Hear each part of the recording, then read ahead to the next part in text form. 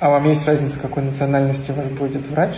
Да, я люблю русских врачей. А почему вы ко мне записались? Потому что это был язык свободный.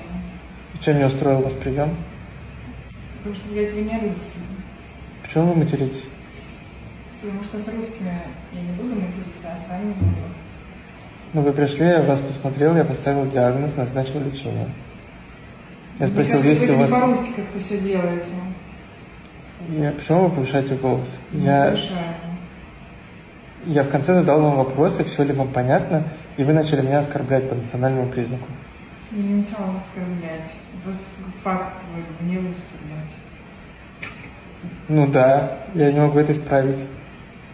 Мне неприятно просто. Что я могу сделать? Не знаю.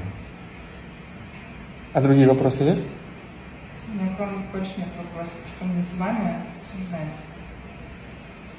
Вы поняли схему лечения, которую я назначил?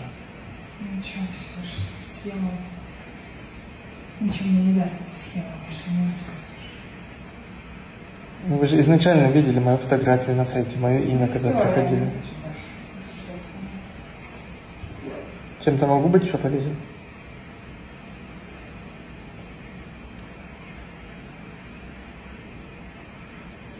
Не думаю. До свидания.